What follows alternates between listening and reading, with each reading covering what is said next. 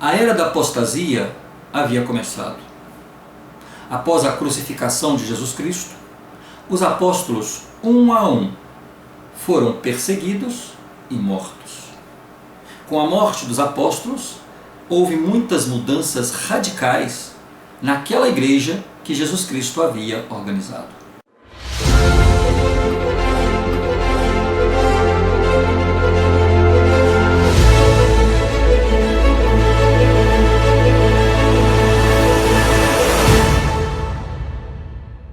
O cristianismo surge num ambiente em que vamos identificar 4 grupos: os judeus, os gregos, os romanos e os cristãos.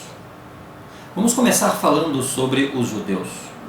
Na região da Palestina haviam muitos povos, diferentes, e entre esses povos haviam os judeus.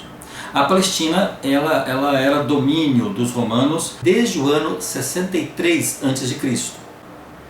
O judaísmo é a religião do judeu e é a mais antiga tradição religiosa monoteísta, ou seja, aquela religião que professa a crença no único Deus vivo. O judaísmo surgiu no ano 2000 a.C. e o seu fundador é Abraão, também conhecido como o primeiro judeu, o patriarca dos judeus. O judeu ele é definido como um membro da tribo de Judá. Judá era um dos 12 filhos de Jacó, que também é conhecido como Israel.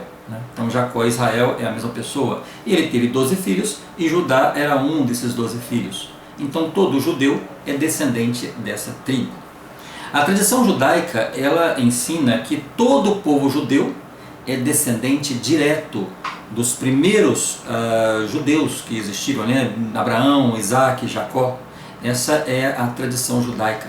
Os judeus eles seguem os ensinamentos do Torá e da Bíblia hebraica, que correspondem ao Antigo Testamento da Bíblia cristã. Então, o segundo grupo são os gregos. E os gregos, eles não tinham um livro específico, eles não tinham um sacerdote que monopolizasse toda essa prática espiritual. Os gregos praticavam a cosmogonia, que é uma vivência espiritual que sustenta as crenças formuladas a partir de fenômenos que os homens não sabem explicar. Neste conceito, os deuses eles não teriam criado o universo, mas eles faziam parte do universo. De acordo com o conceito grego, o início do universo teria acontecido com o surgimento espontâneo do caos, da terra, do deus inferior Tártaro e de Eros, uma força que possibilitava a união entre os seres. Ao ter contato com o cristianismo, os gregos então vão ver aquela religião com curiosidade, aquela nova forma de crença. Deixando os gregos e os judeus, agora falamos um pouco sobre o terceiro grupo, que seriam os romanos. Bom, os romanos, no período em que o cristianismo surgiu, todos os territórios que ficavam ao redor do Mediterrâneo estavam sob o controle de Roma. Então, eram governados por líderes, por governadores, por reis vassalos de Roma. O Estado romano havia passado por algumas guerras civis e isso culminou com um retrocesso político, que seria a dissolução da República Romana, após cerca de 500 anos. Então, a concentração de todo o poder do Estado estava nas mãos de um único homem, que nós chamamos de imperador. Assim originou o que nós chamamos de o Império Romano, um dos mais importantes, talvez o mais importante na história ocidental. Pois nesse ambiente é que surge o cristianismo, na pessoa de Jesus de Nazaré. Bom, a religião romana ela tinha vários deuses, à diferença do cristianismo. Então os romanos eles cultuavam, eles adoravam vários deuses. E quando surge o cristianismo, para os romanos também era uma coisa nova, essa pregação de uma crença num único Deus. Aí passamos já para o quarto grupo, que seriam então os cristãos? Bom, os cristãos, o cristianismo surge na pessoa de Jesus de Nazaré. O cristianismo ele é originado na Palestina. E Palestina, ela era uma região que estava sob o domínio dos romanos desde o ano 64 a.C. Ela tem como origem a tradição judaica da adoração de um único Deus vivente, um único Deus verdadeiro, e também ela prega a vinda de um Messias. E esse Messias, ele viria para redimir todos aqueles que acreditassem nele. O cristianismo, ele foi muito perseguido ao longo da sua história. Os maiores perseguidores do cristianismo foram os romanos. Os judeus, eles sempre viam o cristianismo como uma heresia. Então, quando ouviam falar naquele homem que pregava que era o Filho de Deus, eles viam aquilo como uma blasfema. Como pode alguém se autoproclamar o Filho de Deus? E tanto foi assim que eles acabaram crucificando Jesus Cristo. Para os judeus era inadmissível que alguém se apresentasse dessa forma. E eles esperavam um rei que viesse redimi-los, né? E, no entanto, o que surge é uma criança que nasce numa manjedoura, né? E proveniente, filho de um carpinteiro. Então isso para eles era absurdo. Eles esperavam um rei, um príncipe, né, que viesse nas nuvens, todo poderoso. E, no entanto, vem um homem humilde. Para os judeus isso era inadmissível, era uma heresia, era uma blasfêmia, né? Eles eram totalmente contra o cristianismo, porque distinguindo-se de todas as crenças, né, os judeus, eles sempre pregavam a crença num Deus vivo. Para os judeus, os cristãos e o resto do mundo eram pagãos, né? E pagãos, tudo aquele que não professava o judaísmo e que eram adoradores de vários deuses, sem conhecer esse Deus supremo, né? Esse Deus vivente que eles adoravam, né? O Elohim. Posteriormente, após a morte de Jesus Cristo, os judeus ainda assim vão continuar negando esse Jesus Cristo e, inclusive, até os dias de hoje, esperando esse Jesus Cristo, porque para eles o cristianismo seria uma religião rival ao judaísmo. E seguindo esse raciocínio, era normal, era natural, porque seguindo esse raciocínio, eles acreditavam que se o cristianismo fosse verdadeiro, então o judaísmo seria visto como o assassino do Filho de Deus, como aquele que matou, como aquele que crucificou o Filho de Deus. A oposição dos judeus ao cristianismo, inclusive, havia sido predita por vários profetas, por apóstolos e até mesmo pelo próprio Jesus Cristo. Então, vamos entender um pouquinho sobre esse contexto, né? Quando Jesus Cristo é crucificado e os apóstolos então já não estavam vivos porque são perseguidos e são mortos, a igreja ela continua. Só que a gente tem que entender primeiro de que era formada essa igreja, essa nova religião. Como que eram os membros da igreja de Jesus Cristo? Os membros da igreja, se nós comparamos com uma outra igreja qualquer da atualidade, era muito semelhante. Quando você recebe, por exemplo, numa igreja que você frequenta, uma religião que você frequenta, você recebe pessoas de vários lugares, de classes sociais diferentes, de crenças e práticas diferentes. A igreja de Jesus Cristo daquela época também não podia ser diferente. Mas eu quero destacar um tipo de membro específico daquela época. Por exemplo, nós tínhamos os cristãos que são chamados de os cristãos judeus, né? Então, o cristão judeu é aquele que era judeu e que se converteu ao cristianismo. Então, ele passou a acreditar. É claro que nem todos acreditavam, inclusive crucificaram Cristo, mas entre eles existiram alguns que acreditavam naquelas coisas que Jesus Cristo pregava. Então se convertiam, eram batizados e passaram a ser membros da igreja.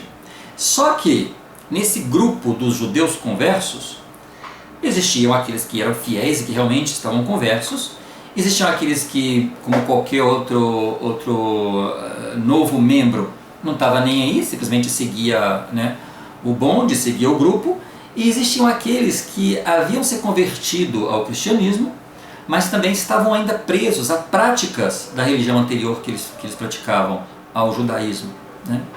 Então o que ocorre é que quando Cristo morre e os apóstolos não estão mais entre eles, muitos membros judeus conversos tentam implantar na igreja de Jesus Cristo, que já não tinha mais a liderança, né, dos apóstolos, tentam implantar práticas do judaísmo, da religião que eles praticavam antes.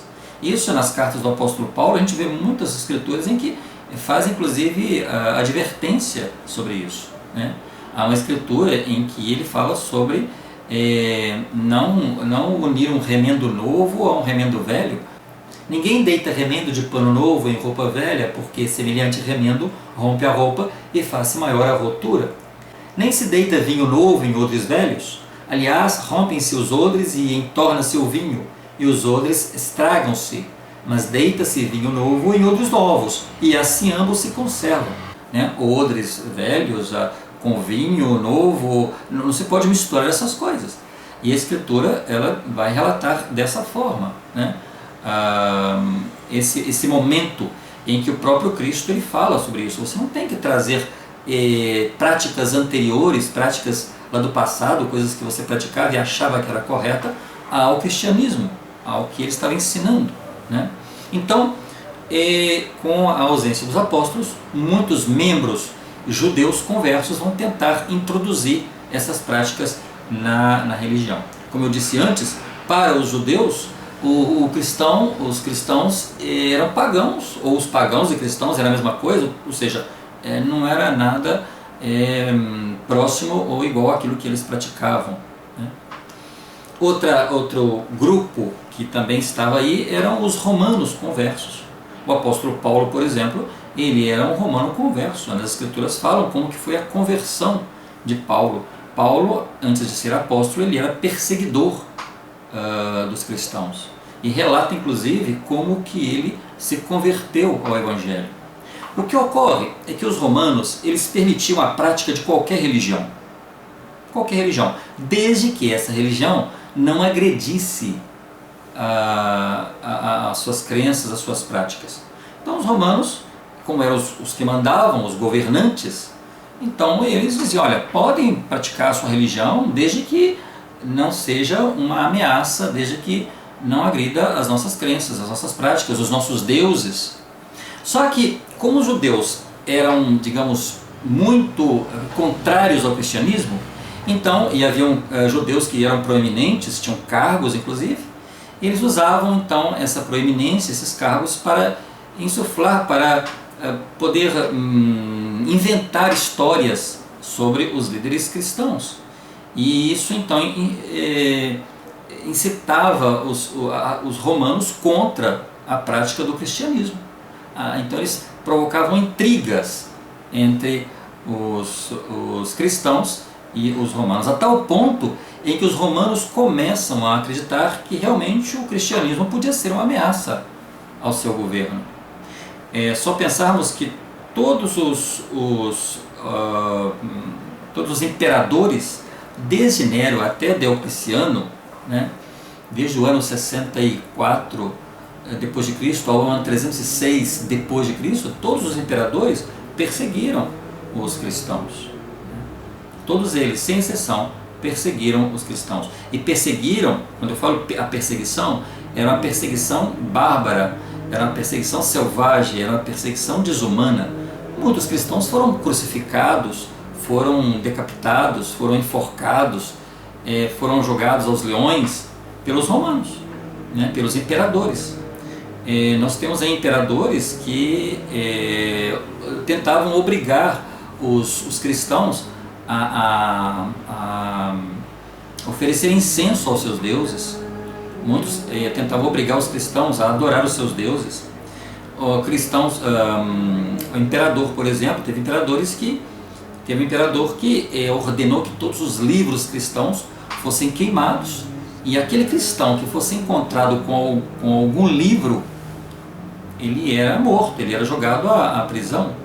Então os romanos, os imperadores, vendo aquilo, né, imaginavam que podia ser uma ameaça à política, ao governo, então começam a ter essa relação com os cristãos. A partir desse momento em que começam a ver isso de outra forma. Então, os cristãos passam a ser muito perseguidos e presos a causa de intrigas provocadas pelos próprios judeus. Então, nós temos aí essa relação dos imperadores que era muito forte, né? A perseguição era muito acirrada e os cristãos eram mortos das formas mais absurdas que a gente pode imaginar. Nesse contexto, então, entre os membros da Igreja de Jesus Cristo, e aí é muito importante entender que, como toda igreja, qualquer igreja que você imaginar, existem membros de todas as formas. Existem membros que são fiéis, existem membros que vão ali só para esquentar o banco, existem membros que nem sabem o que estão fazendo ali, vejam a igreja como se fosse um clube. Existem cristãos, existem membros que estudam as escrituras, que se interessam. Então, naquela época existia a mesma coisa, membros de todos os tipos.